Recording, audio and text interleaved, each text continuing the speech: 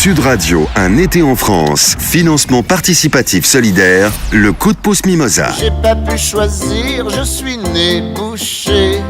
Comme l'étaient déjà mon père et ma mère. Les grands couteaux, c'est mon métier. Petit plaisir de la journée pour notre réalisateur Jamel, qui évidemment produit musicalement cette émission. Et comme il adore les chansons anciennes, il nous a mis Bourvil, la complainte du boucher, pour accueillir justement notre paysan boucher de ce matin, donc dans le petit village de Nerval. Gaël Châtelier, bonjour.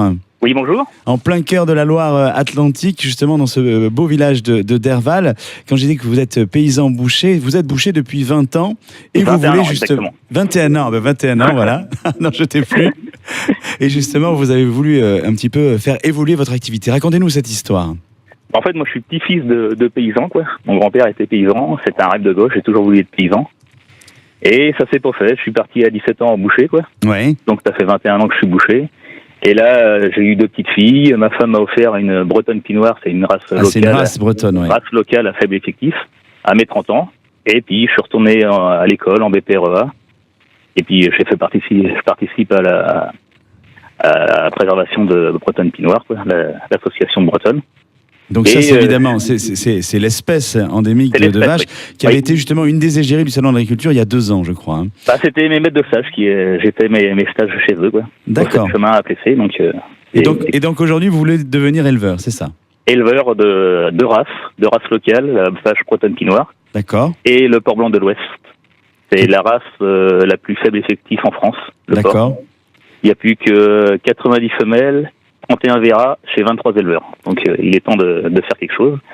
Donc voilà, et puis ça me tient à cœur de remettre de race locale le patrimoine vivant de la France, quoi. Et de la Bretagne en particulier. Et de la Bretagne en particulier. Donc la spécificité justement de ces 2 races, à la fois pour la vache bretonne pinoire et à la fois pour le porc blanc de l'Ouest, est-ce que vous pouvez nous la raconter? C'est le gras, quoi. Le gras, quoi, le persillé de la viande, quoi. C'est ce qui donne le goût à la viande. Maintenant, c'est ça qu'on oublie un peu tout ça. On oublie un peu le gras de la viande, mais c'est ce qui donne le goût, la vendreté. Voilà. Oui, justement. Et puis évidemment, le fait que ça puisse fondre aussi sur la langue.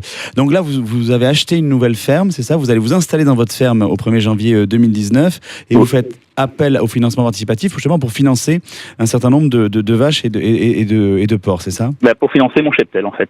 D'accord. Mes truies, mes bretonnes pinoires. Voilà.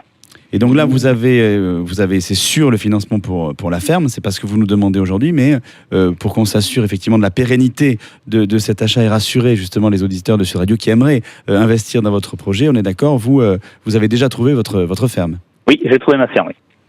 Et moi, surtout, je veux dire vraiment aux contributeurs qui veulent contribuer à ma ferme, c'est surtout qu'ils peuvent préserver à 2 races locales, quoi. C'est vraiment quelque chose qui tient à cœur, ils participent à la préservation de 2 races locales, la bretonne pinoire et le porc blanc de l'Ouest.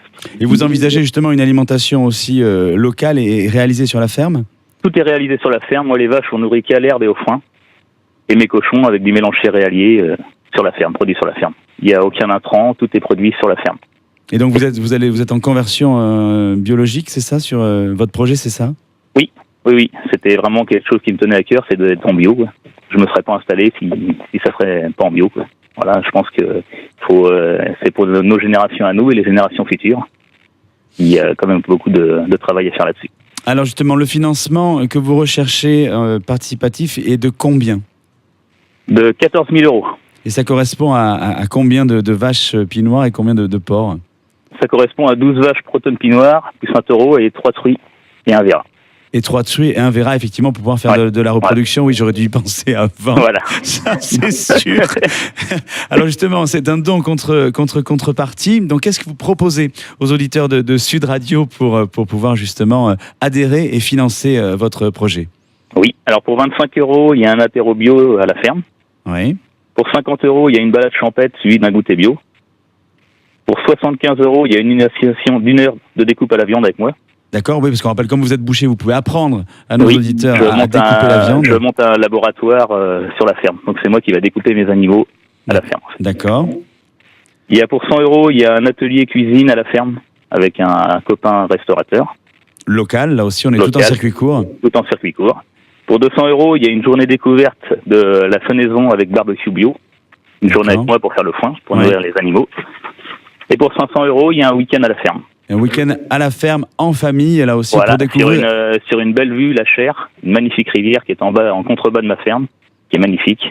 Donc voilà. Et si on veut justement être complètement en immersion avec votre projet dans votre ferme, dans le village de Nerval. Alors si vous habitez la région des Pays de la Loire, ou si vous avez été touché justement par le projet de Gaël Châtelier, nous comptons sur vous pour ça. La page Facebook de Sud Radio ou le www.mimosa.com. Merci beaucoup Gaël Châtelier. On vous souhaite le meilleur pour la réussite justement de votre ferme qui sera effective, je le rappelle, le 1er janvier 2019. Et nous, il est grand temps de jouer, Clémence, avec le quiz des régions.